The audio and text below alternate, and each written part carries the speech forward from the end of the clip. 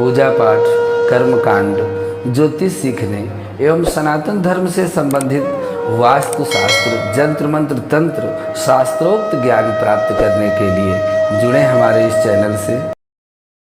नमस्कार मित्रों, स्वागत है ज्योतिष शिक्षा के हमारे इस कार्यक्रम में, जहां पर आप अपने ज्ञानार्जन के लिए जन्म कुंडली का अध्ययन कर रहे हैं। और इस जन्म कुंडली के प्रयोग में आपके लिए इतनी महत्वपूर्ण जानकारी लेकर के आए हैं। देखिए, हमारे जो ज्योतिष शास्त्र हैं, जो हमारे पुराण हैं, वह मनुष्य को देख करके उसकी जन्म कुंडली से बता देते हैं कि आप पिछले जन्म में क्या थे, कहाँ से आप आए हैं। यही जानकारी लेकर के आप आज आपके लिए आए हैं। तो 10 प्रकार के संकेत होते हैं जिससे हम यह जान सकते हैं कि मनुष्य कहाँ से आया है, किस योनि से आया है। कुंडली आपके पिछले जन्म की स्थिति को दर्शाती है।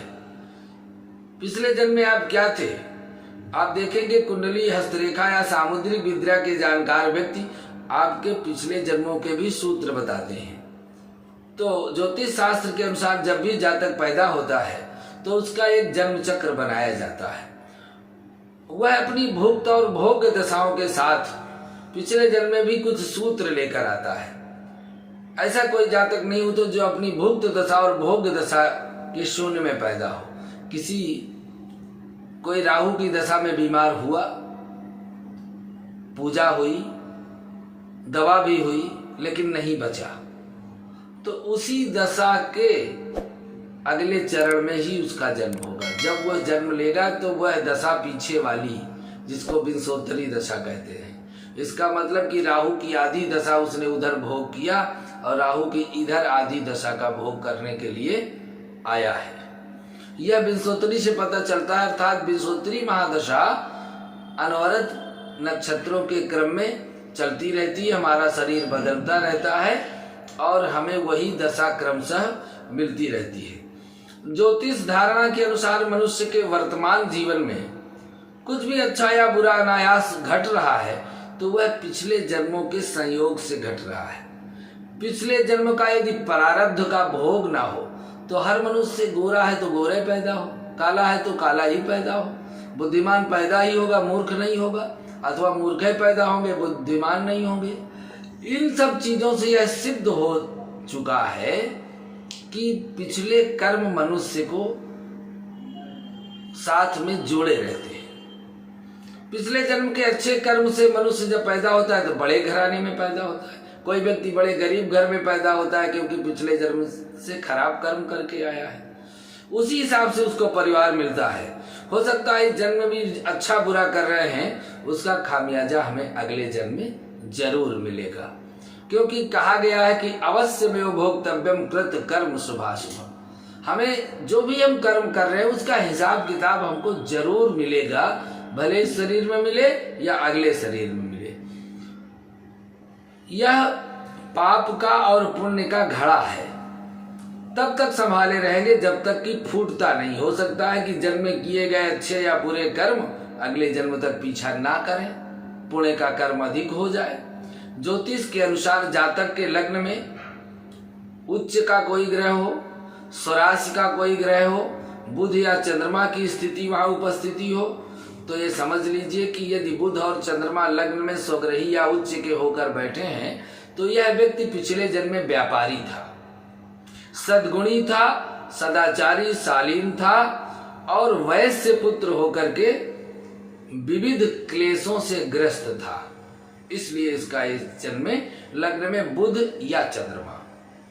यदि किसी जातक की कुंडली में लग्न स्थान में मंगल उच्च के हों या स्वराशि के मंगल हों, इसका अर्थ है कि व्यक्ति पिछले जन्म में योद्धा था। यदि मंगल खष्टम, सप्तम या दशम भाव में हो लग्नेश होकर, तो माना जाता है कि पूर्व जन्म में यह बहुत क्रोधी स्वभाव का था। इसी तरह से यदि जातक की कुंडली में 4 या उससे अधिक ग्रह उच्च के हों, 3 या 4 ग्रह उच्च के हों या स्वराशिस्त हों, तो वह जातक बड़ी अच्छी योनि से आया है और जीवन में सुख भोगने के लिए जन्म लिया है। इसी तरह से यदि कुंडली में जातक के 4 या इससे अधिक ग्रह नीच के हों 4 ग्रह नीच के हों, 4 ग्रह अस्त के हों, तो ये माना जाता है कि व्यक्ति ने पिछले जन्म में आत्महत्या की थी। अब उस आत्महत्या के भी भेद हैं। यदि वह आत्महत्या का योग और देखा जाए तो जो 4 ग्रह नीच के हैं वो 6ठे, 8वें, 12वें हैं। विष खा के मरा, लड़ाई करके मरा, या किसी दुर्घटना में मरा। ये जो नीच ग्रहों की स्थिति है बैठने की, उससे यह पता चलता है। यदि जातक की कुंडली में लग्नस्थ गुरु है, गुरु लग्न में बैठे हैं अथवा गुरु लग्नेश हैं, तो समझ लीजिए कि जातक पिछले जन्म में बहुत धार्मिक स्वभाव का था, और वह जातक की कुंडली में कहीं भी यदि उच्च का गुरु हो, लग्न को देख रहा हो, तो माना जाता है कि पूर्व जन्म में धर्मात्मा, सद्गुणी, विवेकशील, साधु, तपस्वी थे। गुरु शुभ ग्रहों से दृष्टि या पंचम या नवम में हो तो सन्यासी जीवन बिता करके मनुष्य इस जन्म में आया है।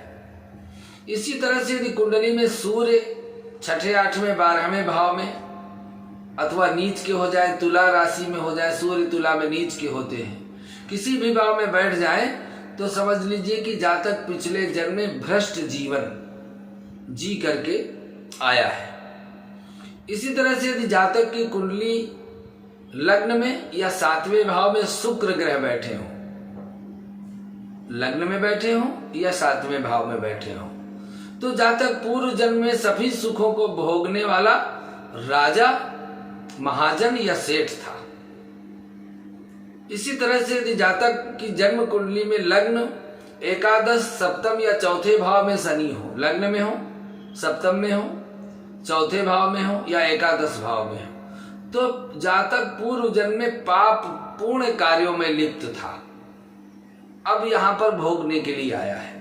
यदि जातक की कुंडली में लग्न या सप्तम भाव में राहु बैठे हों, तो जातक पिछले जन्म में स्वाभाविक मृत्यु से नहीं मरा, अर्थात लग्न में राहु केतु का संबंध हो जाए तो पिछले जन्म में भी उसकी स्वाभाविक मृत्यु नहीं हुई, किसी दुर्घटना और किसी अकाल मृत्यु के प्रभाव से पुनः जन्म लेकर के आया है। इसी तरह जातक की कुंडली में 11वें भाव में सूर्य, 5वें भाव में गुरु, 12वें भाव में शुक्र हो, तो माना जाता है कि व्यक्ति ने पिछले जन्म में साधु, महात्मा, धर्मात्मा लोगों की मदद की है, मदद की प्रवृत्ति है, और वह लोगों की मदद करने वाला था। इस जन्म में उसके जन्म कुंडली में 11वें भाव में सूर्य है और 12वें भाव में शुक्र है, तो इससे यह सिद्ध होता है कि गुरु भी 12वें भाव में है या शुक्र है, तो यह पिछले जन्म में धर्म कर्म के कार्य करके